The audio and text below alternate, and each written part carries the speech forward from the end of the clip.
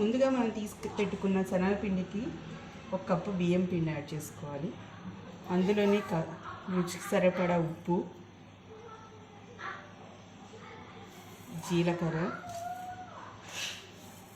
వాము,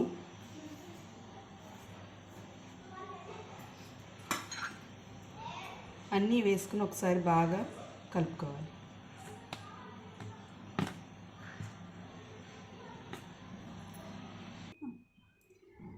అందులోనే కొంచెం వంట సోడా కూడా యాడ్ చేసుకోవాలి. ఆ తర్వాత చక్కగా చిలికిన పెరుగు 1 కప్పు వేసుకోండి. కొద్దిగా నీళ్లు పోసుకుంటూ చక్కగా జారుగా మన దోశ కన్సిస్టెన్సీలో కలుపుకోవాలండి. దోశ కన్నా కాస్త జారుగా కూడా కలుపుకున్నా ఇబ్బంది ఉండదు. ఏదైనా కూడా పెనం మీద మనకు దోశ వచ్చే విధంగా కలుపుకోండి. ఇదిగోండి, ఇట్లా జారుగా ఈ కన్సిస్టెన్సీలో మనకు సరిపోతుంది. ఇప్పుడు కలుపుకుని ఈ పిండిని పక్కకి పెట్టుకుని మనం ముందుగా సిద్ధం చేసి పెట్టుకున్న ఉల్లిపాయలు, సన్నగా తరిగిన పచ్చిమిర్చి, కొత్తిమీర, క్యారెట్ తురుము, అల్లం తురుము,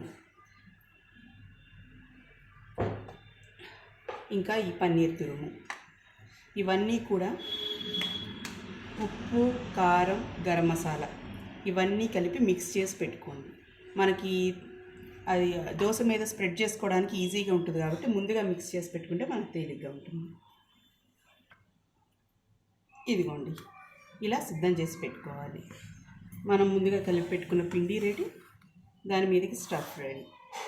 యాక్చువల్గా దీనికి ఇంకేం కాంబినేషన్ అవసరమే ఉండదండి. ఇవన్నీ వేసుకోవడం వల్ల మనకి కొంతమందికి ఇంట్రెస్ట్ ఉంటే దీనిలో క్యాప్సికమ్ కూడా యాడ్ చేసుకోవచ్చండి, చాలా రుచిగా ఉంటుంది. ఈ దోశ మీద వేసుకుని తింటే సరిపోతుందండి. ఫిల్లింగ్గా ఉంటుంది, హై ప్రోటీన్, చక్కగా వెజిటబుల్స్ యాడ్ చేసుకున్నాము, మంచి హెల్దీ బ్రేక్ఫాస్ట్ మనకి రెడీ అయిపోతుంది. ఇప్పుడు దీన్ని ఎట్లా వేసుకోవాలో చూపిస్తాను. ఇప్పుడు ఇట్లా పెనం అంతా చక్కగా వేడైపోయాక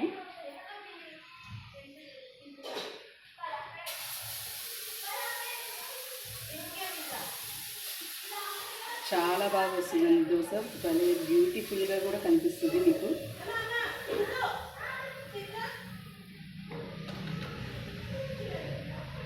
దానిపైన మనం రెడీ చేసుకున్న టాపింగ్ ఇట్లా స్ప్రెడ్ చేసుకోండి.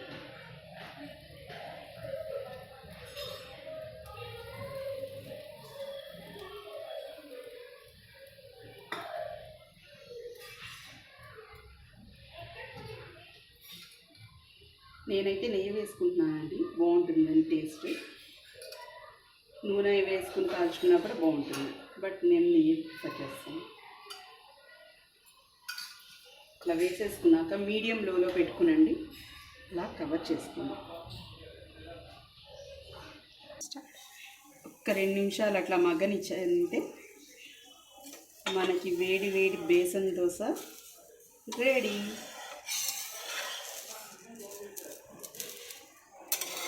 చూడండి, కలర్ కూడా ఎంత బ్యూటిఫుల్గా ఎట్లా వచ్చిందో.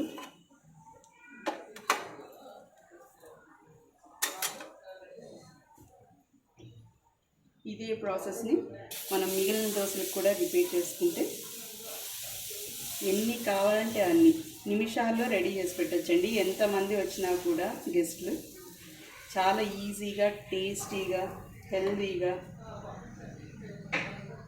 బ్రేక్ఫాస్ట్ చేసుకోవచ్చండి.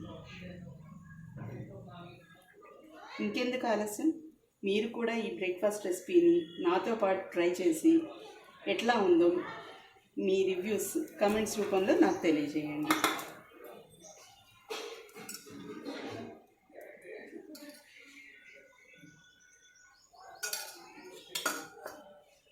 మళ్ళీ నెక్స్ట్ వీడియోలో కలుసుకుందాం.